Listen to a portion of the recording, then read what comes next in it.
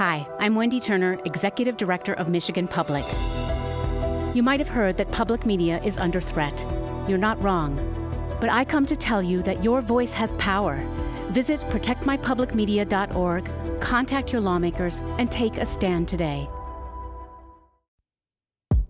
From Michigan Public, this is It's Just Politics. I'm Zoe Clark. And I'm Rick Pluta. As lawmakers continue to work on the state budget, the volley back and forth over corporate incentives continues. A lot of these corporate giveaways, they sound good, but we're not seeing the results. Today, the political fight over tax breaks for big business. But first, Michigan Secretary of State Jocelyn Benson is not having a great week. That's after the Office of the State Attorney General issued a determination that Benson violated the state's campaign finance law when she held a press conference in a state-owned building after launching her campaign for governor. But due to a loophole in the state's Campaign Finance Act, there won't be any fines imposed. Rick, you have been covering this story all week, so let's just start here with the basics. Well, it started back in January when Secretary of State Jocelyn Benson released this campaign video on social media. I'm running for governor to truly make government work for everyone. Yes, I remember. You spoke to her that morning, actually, for an interview here on It's Just Politics. And later in the day, she headed to Lansing for an announcement about her gubernatorial campaign and a press conference. It was a really cold January day.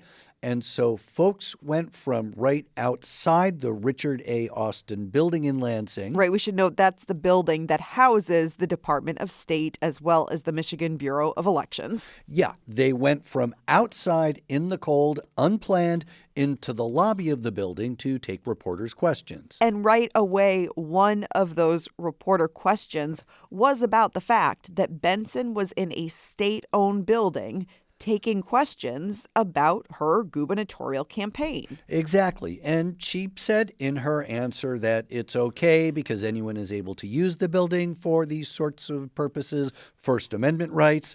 But a Republican activist quickly filed a campaign finance complaint against Benson. The argument that Michigan election law prohibits Benson from using public resources, in this case, a state-owned office building, for political activities. In this case, a gubernatorial campaign. And this week, the Office of the Michigan Attorney General determined that indeed Benson violated Michigan's Campaign Finance Act.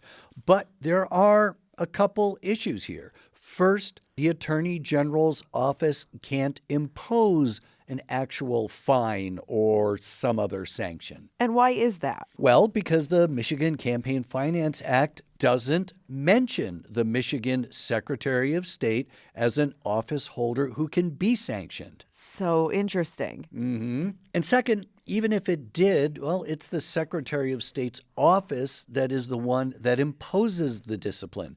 This case was a handoff to the Attorney General, so the Secretary of State's office wasn't investigating the Secretary of State. Because otherwise it would be Jocelyn Benson as Secretary of State imposing a fine or some other punishment on Jocelyn Benson, candidate for governor.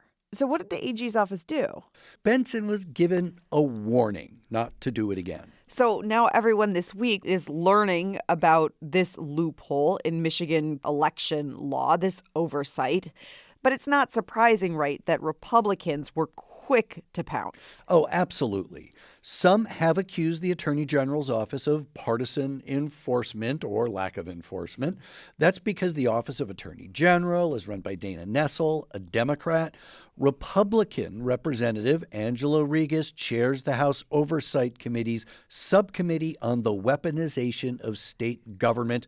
She says this isn't justice, that it was just, quote, damage control. But what's really at issue here is that this is a loophole in the state's campaign finance law. Right. The Attorney General's office even suggested the legislature should maybe change the law so penalties can be imposed in cases like this. I mean, it certainly seems ripe for a fix. But Republican House Speaker Matt Hall was asked about that in his weekly press conference, and he didn't seem that interested. But he did say there could be additional committee hearings to look into it. Additional committee hearings.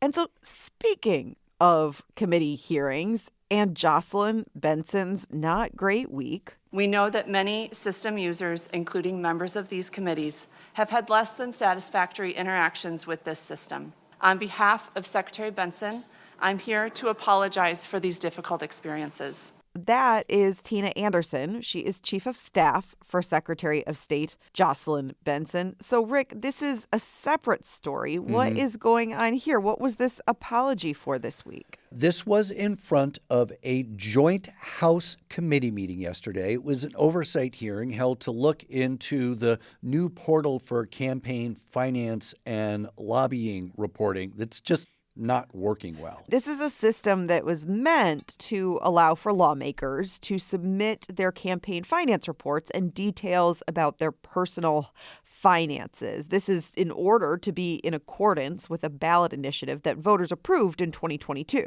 A system that's supposed to make things more transparent, and it is run by the Secretary of State. But the filing process for the reports have been bedeviled by system crashes and other problems for weeks now.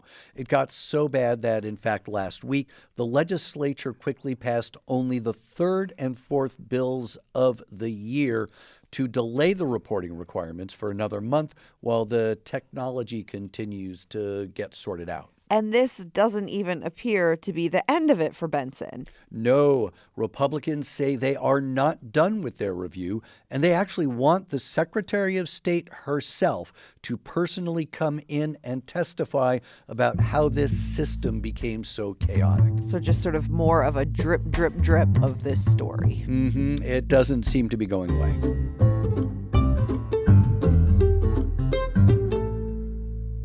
As the focus remains on the budget in Lansing, corporate subsidies continue to be debated. These are basically tax breaks and other financial perks that states use to attract businesses, to try to create jobs. But many lawmakers are rethinking the effectiveness of these subsidies and their support for them. Earlier today, I spoke with Paula Gardner.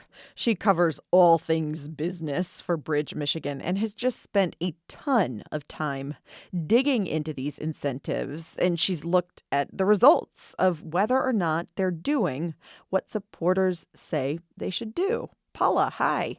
Hello. First, let's just set the table. Most recently, there has been big support from the Whitmer administration for putting state budget dollars into funds that can be used to incentivize businesses to build here, to create jobs in Michigan.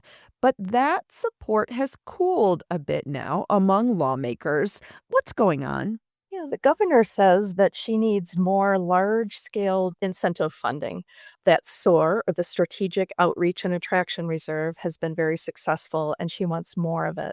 And what has happened is Republicans are fighting back on that, but so are some Democrats. And there has been a movement over the past couple of years among some Democrats, and they're not all in agreement on the opposition, but they want reform for state subsidies. They think that Michigan should be made into a more attractive place in general, and that will serve businesses instead of giving money or land or other considerations to a single business.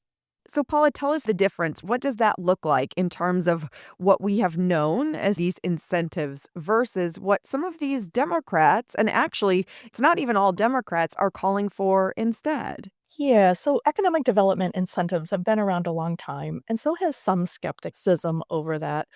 But on a wide scale, they have been celebrated, and part of it is regional. People are happy to see businesses choose their area and promise lots and lots of jobs, and also maybe get $1 million from the state or a $500,000 or something else, because we've been assured all along that we have to see jobs before companies get money, and that the jobs will come. What has actually happened, though, is that some awards are allowing companies to receive the money for meeting milestones that might involve signing a lease or making a commitment for property or doing something else that isn't necessarily hiring. So money is flowing out the door in some cases without the jobs actually appearing. And the awards have gotten bigger. There have been many, many initiatives over time, spurred in part by the federal government during COVID, to just supersize, I guess is the best term, just supersize these awards. Other states are doing it, and the deals have gotten astronomical. We're talking into the billions in some cases, and Michigan wanted a part of that, and that's how it started SOAR. And people were cheering at first. The first couple of awards were pretty much universally accepted. But they kept going on, and the funding requests kept coming on, and people are raising questions like Republicans right now, "Why not roads? Wouldn't we all be better served with better roads? We haven't been able to accomplish these road deals. Let's just pour that money toward roads." Some of the Democrat opposition is saying, "Can't we push money into education? Can't we push money out to different regions? Wouldn't, say, the Upper Peninsula benefit from something else that made it an attractive place to do business?" As opposed to a lot of the incentive award really clustering in Southeast Michigan across the I-94 corridor. So there are a lot of different thoughts out there about the incentive awards, but all of them are pretty much questioning, is this the best way to spend state money? Paula, one of your pieces for Bridge, Michigan is Whitmer subsidy record. Companies get $1 billion. Jobs fall short of promises. As I mentioned at the top, you really have just spent so much time digging into the results of some of these dollars. Can you just give us some top lines of what you found? Yeah, so during the Whitmer administration, almost $2.5 billion have been promised to companies. And we're talking about 340 different companies. And what I did was look at all of the awards made during the Whitmer administration just for job creation. There are different types of awards too. For example, there are tax breaks. I did not look at those. What I looked at were awards made specifically for job creation, and it totaled almost $2.5 billion over her time in office. And we're talking about 340 companies, and they promised $35 billion in investment and about 65,000 jobs. But what actually happened, and it doesn't exist publicly in a single document like this or in a simple way to figure out, but what actually happened is Michigan has spent about 1 billion of that 2.5 billion, and 102 companies so far have fulfilled kind of the goal of all of it, their contract and their promise. And the an actual investment is about 64% less than what was promised. And Michigan has received 22% of the total jobs promised. And this is something, the data's old. For going through the last fiscal year, it just came out in March. So there's a large portion of 2024, the last quarter, that isn't a part of that. We backed that out. And this is kind of like absolute from what should have been tracked and was available in those documents. The actual numbers would have been less if we had done the whole year. And we should note there are some lawmakers who have been using some of this data that Bridges put out to say, look, there were promises made and they haven't been kept. Yes, and I'm not going to say that was the motivation of this, but what actually started some of this was the fact that the MEDC, Michigan Economic Development Corporation, and the Michigan Strategic Fund, they circulate and they make available their agendas, their board packets, and an annual report to the legislature. And like I said, these numbers weren't readily available. It looks like it's a summary, but it's actually not a summary. What is presented every year are the active awards, not the ones that were fulfilled and not the ones that were canceled. So, going back, I had to look at every single year. But what I wondered at the start of this was, with all of the talk about these incentives, why is nobody talking about the actual results? Because somebody has to know this. This information exists somewhere in a state department, and I would hope it has been communicated to the governor, and I would hope it had been communicated to the legislature. I cannot tell that it has been, but these actually are the tangible on the ground results from all of the incentive spending. We're speaking with Paula Gardner, business reporter at Bridge, Michigan. Paula, you talked about lawmakers. I mean, we're seeing a really interesting mix now of lawmakers across the aisle, some Republicans, some Democrats, who continue to back these incentives. But then there are more and more, it feels like, as you note in your piece, those Democrats who are maybe breaking with Whitmer or just not as pro incentives as they were just years ago. Yeah, and I think, there's a lot of lobbying for incentives. the business groups, including the Michigan Manufacturers Association, and manufacturers have been big recipients of these awards. They're saying, keep them, we need them, we cannot compete without them. And they've been presented, I believe, to the public as absolute job winners. But I think what I learned and what I think about now is how they are not necessarily job winners. What they do is they put Michigan out there. They say, they're like a commercial for Michigan. And, these are the results of the commercial, as opposed to these are the jobs that we're creating through a very targeted, smart spending plan. Well, and that's the argument that many make, because in some respects, there's a bit of this arms race that folks may not be for these incentives, but then a huge award or project or factory or something is built in another state. And then all the fingers get pointed back towards the state government here in Michigan, which is, well, what are we doing to attract more businesses here? Yeah, so when we offer economic development incentives, we can say Michigan is doing something. I think the next question, though, has to be, is this money well spent? What are we attracting that doesn't get economic development incentives because we say we have them? And what is the job fulfillment here? The questions about the spending, it's all taxpayer money. And we just learned that Michigan could face a shortfall soon because tax revenue is likely to be less. So there has to be an answer, it seems, about whether it's money well spent. And that was exactly my next question. So last week we had the Consensus Revenue Estimating Conference. This is basically where the state house, the state senate come together and really just say, here's how much money we expect the state to have. It looks like because of economic headwinds, the state is going to have a little more than $300 million less than what was predicted back in January. And Speaker Matt Hall, Republican, just in his press conference this week, said that one of the ways to make up that $300 million is by cutting these incentives. So they really are sort of at the front burner in budget conversations in Lansing. Yeah. I mean, it makes sense because SOAR is wanted by the governor, but it's not budgeted right now. Talks are ongoing, and people are being very kind of hush hush about what the talks are, but they're clearly on the bubble. The incentives are clearly on the bubble.